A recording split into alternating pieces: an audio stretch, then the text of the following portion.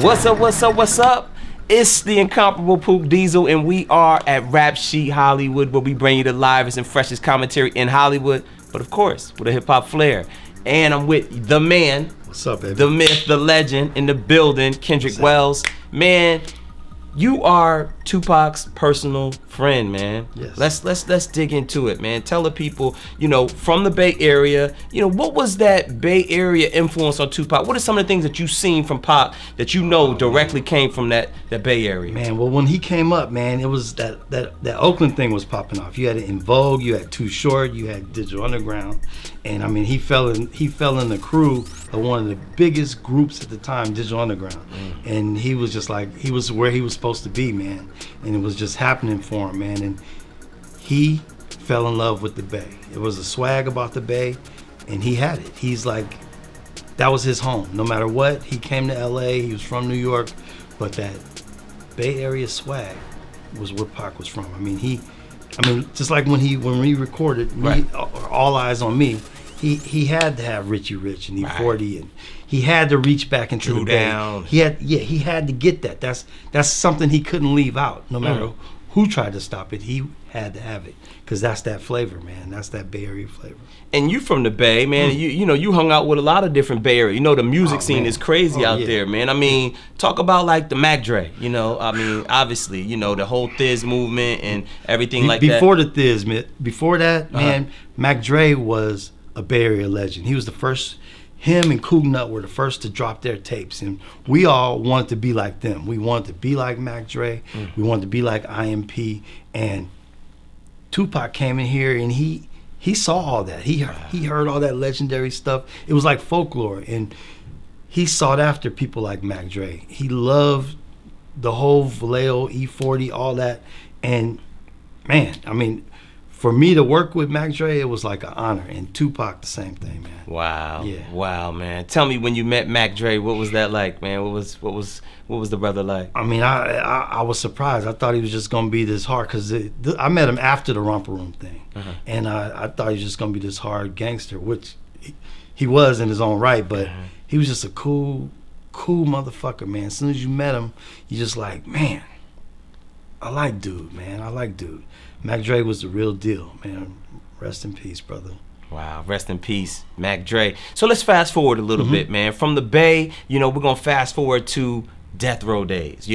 Tupac, obviously, he goes away. At the same time that he goes away, where are you at, and how do you guys reconnect? Okay. So, I was in Sacramento, and I was putting out some records. Okay. And he reached out to me from Clinton Correctional. So this is when he's locked up in New Jersey? Yes. Wow. Yes. And No, Denimore. I'm sorry, but me and him finally got each other's addresses, and we wrote each other. Man, it was like, there was some kind of underlying misunderstanding that we had. We didn't know why we hadn't talked, and he explained what he was feeling about me. I explained what I was feeling about him, and we was just like back on it.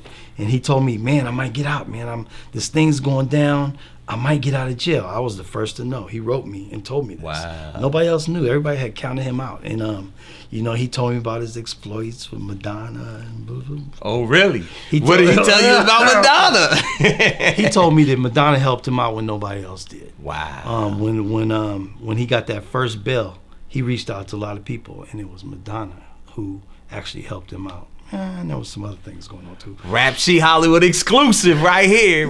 Go ahead, brother. Yes, sir. So he told me that, and he told me he had action of getting out, and he finally did. So as soon as he got out, he shot to L.A., and he gave me a phone call. He said, Ken, man, you still doing that music thing? He said, why don't you come to L.A. and work with me, man? And I said, hell yeah. So I drove down there. It took me like 2 weeks to find them niggas, because they was like all over the place. They would be in Reseda, then they'd be over at Snoop's, and I finally nailed them down, and man, I was there for All Eyes on Me. Wow. You were there for the recording of All Eyes on Me. So he was out maybe, 2 or 3 weeks? And then that's when you guys kind of connected? Yeah. A little bit around that time? Yeah. That's when he called me, and then it took me about a month to hook up with him. To really hook up with him. Yeah. Now, one of the things that you told me is that, he said he really felt like he wanted somebody he could trust to be around him. Now, why do you think, knowing him and kind of seeing it, you know, why do you think that was, that he kind of felt like, you know, he needed to have somebody from the Bay, you know, somebody he knew to kind of be around him now at this point in time? I mean, I'm speculating on that. That's what it felt like. It felt like why would he need me? What I was doing was not very much, you know. I was his assistant, you know, running errands and doing things, making his life easier, but anybody could have did that. But in hindsight, I think originally he wanted someone around that he could bounce things off, you know, from an old perspective. But it's funny because when I got there, he looked at me because, you know, of our background. Right. When he was swinging to my group, he was like, I was the most popular at the time. Got you. And he said, I'm the star now. Is that cool with you? I said, that's cool with me. Straight up. I mean, he had did movies by this time. He would travel tour, so pretty much he was the man. He didn't need to tell me that. You got that. You understood that. Tupac was the man. He surpassed every expectation that we thought. Man, he was the man. Wow, man. So you were there for the recording of All Eyes on Me, man. Just talk. Several of the songs. Several of the songs. Talk a little bit about that, man. Like, you know, just imagine, you know, you kind of recreating what would happen on a day basis, like just a normal day where y'all trying to get in the studio and record. What would happen? Man, the cat would go in the room. He'd sit down, and whoever was producing at the time, mostly it was Johnny J. Johnny J would put on his tracks, and Johnny J, he, you know, his little vibe was like he was nervous because he really wanted to perfect for Pac, and he was like, man, how this sound? He'd turn it up, the beats start going, Tupac would start rolling his blunt up. Once that beat hit a certain point, he'd just get hooked in. That's when everybody else would just leave him alone. He would go into his little section. He would draw out his 8 bars. He would go 1, 2, 3, 4, 5, 6, 7, 8, bobbing his head, and it was over. Run it back, roll a little more. Then he'd go in the booth. He'd knock that shit out in 1 or 2 takes, be done. Then he'd go to Studio B and do it again. Wow. Yeah, I mean, moving. Everybody talks about how fast-paced this dude would write and come up with songs and just be able to just where some people got writer's block or it takes a while, Pac was fluent with it, huh? You witnessed it. Man. Like, where did this stuff come from, man? I was there when he wrote Brenda's Got a Baby. You were there for that? Yeah, well, I wasn't there. Hold on, let me get it right. Okay. He was in the bathroom. He said, I gotta go smoke a cigarette. And he took a notepad in there. Came out, he had to take a shit. Right. He came out a few minutes later, man, and wrote and read that song to me, man. I'm like, what the fuck? Did you just shit out a verse with it? That's what he used to do, man. He used to come up with stuff out of nowhere. Wow, that's crazy. Brenda's Got a Baby was written on the toilet, man. Wow. Rap Sheet Hollywood exclusive right there. We finding out the real juice, man. Wow, this is crazy. Kendrick, for you to just be with him on the daily, I mean, what was his personality like? Like, okay, you're in the studio, you're doing those things, but then outside the studio, man, what was he like? Oh, man. Early on or when we were in the Death Row days? Now around the, because this is what I want to know. What was the differences that you seen from what Pac was like, you know, before Death Row, kind of in the Marin days, where he just kind of, what was his personality like? And then what did you see differently when he became this megastar? Well, in the Marin days, he was more having fun, more comedian, more let's go do this with the girls, let's do this. It was always about rap first, but it was more fun. When I joined him at Death Row, it was at the height of the East-West thing, and it was more serious. And he wanted to play, like, we would always play fight, like me, the Outlaws and stuff. We would have, like, we was the big homies and the Outlaws was the little homies, and we would always be fighting each other. If we caught each other slipping, we fight. Like, if I caught Napoleon by himself, I'd choke him up, and all the other homies would come and they would fight. He wanted to keep us alert and tough, on point, right. And that was different, but it was fun, but it was different. It was a certain amount of stress that you could tell that he was carrying. You know, like that was different. You know, it's like, so. That's one of the things that was different. He was really serious too, because he was dropping a double album, and I know that he had a lot at stake. So there was more seriousness, and he was kind of nervous. You could tell. You know, I remember the day before All Eyes on Me dropped. he was just pacing around. He was like really nervous. There was none of his normal foolery. There was nothing. He was just really upset. I was almost nervous. I'm like, I hope this album does. Man, and the next day it sold 1 million copies within hours. Wow. So it went double platinum within hours. No record had ever done that. And Death Row was just, bam. And so what was he proud at that? Because he was nervous before. What was he like now? Now did the ego go crazy? He was back. He was back. You know, Suge was happy. Everybody was happy, man. It was just a great place to be at that time. At that time. So we know that there was some really great times like that, you know. Without a doubt. But then, you know, there was also some dark times, man. Like, and you mentioned that you started off. Suge Knight, what was he like to you when you met Suge Knight? You know, we hear all these stories about, you know, the villain and all that kind of stuff. For you, I was nervous as hell. I was like, first time you met Suge. First time I met Suge, Pac kept saying, "Okay, you gonna work for me, you gonna do this for me, but you gotta meet Suge." I'm like, God, do I gotta meet Suge? But I went in his office, and it was this big red room, as some of you have seen the movie. It was kind of like that, but it was a little bigger, and there was a big barbell on the floor. He would throw up 400 pounds every once in a while. But I walked in, Suge said, "What's up, Kendrick?" He said, I just got one thing. Don't go Hollywood. I said, okay. That was it, huh? He was cool, man. Suge was cool. He was a nice dude. There was really all that build up. Right. He was just a businessman. He was a businessman. Yeah. Wow.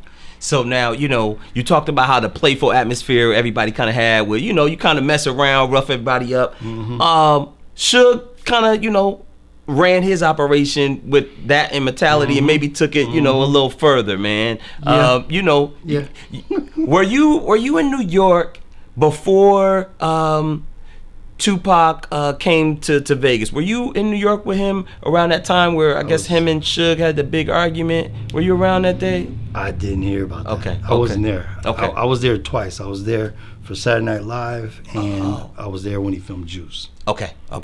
Wow. So you were there when he filmed Juice. I was. Wow. What was that like? Ooh. Because I remember footage. He was actually back in New York, and he was kind of walking around and being in the area again, seeing his old people. Footage. Is that right? That was me at the stand where he took the stand. Yeah, I filmed all that footage. All the bootleggers and all of that. If you notice, right next to him, that's Tretch. Tretch was right there. Yeah, it was me, Tretch, his cousin. We go up into the studio. We see Shock G. They're recording a song called "Ain't Necessarily So." Okay. I don't know if that ever came out, but that was a dope track. Huh. It was a jazz track. Wow. Wow. And then you said you came back the second time you was in New York with Pac. What was that like? We was doing Saturday Night Live. Yeah. Now he was much bigger star at that point in time, right? It was at the height of that East Coast, West Coast stuff. So it was security was number one, agenda, right? It tripped me out because we were supposed to be security, but we out there having snowball fights and shit. Word. We out in the middle of the street I'm like, these people are here trying to kill us. We at the height of all this stuff, but we out in the middle of the streets throwing snowballs. Suge throwing them at us, Pac.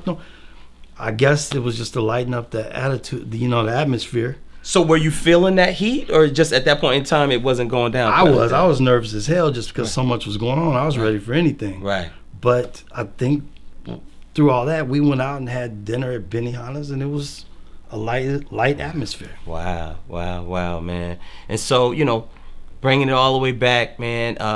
So when was the last time you saw Tupac, man? When was the last time you saw Tupac? Last time I saw Tupac was probably in New York when I left. Yeah. So now when you guys were in New York, you know how Suge would kind of, run his operation real kind of tight and everything. You talked a little bit about, you told me about one of the incidents that he had, you kind of had you guys in the snow, and he kind of just was testing you a little bit to see, what the character was made like, Well, that was typical kind of Suge thing he would do to kind of make sure all his people were. Well, I don't know if Suge per se was testing me, but I know that he would have these meetings where he'd be like, let's go talk or bring these people up. Okay. And I remember I jumped into an elevator, and some cats in the elevator started punching on me. I'm like, what the fuck is going on here? Right. But I don't know. By the time we got upstairs, Suge was smiling. So I don't know. I didn't know if they was for to do something to me or what. I was like, did I fuck up? Right. Yeah. And that's just what the atmosphere was like. You never knew what could really pop off at any time. Yeah. So after that, I went and talked to Tupac. I'm like, I don't know, man. I felt like we kind of got disrespectful. And Tupac took that like his weakness. He was like kind of upset at me, like I was supposed to beat up Suge or something. So I was like, well, it wasn't that big a deal. But I think what it was now, in hindsight, I feel like Tupac knew he couldn't protect anybody in our crew, because I saw some people get fucked up. And there's nothing Tupac could do to stop that. And it was bigger than Pac, you know? Yeah, and I felt like at the time he was upset about that. He was like,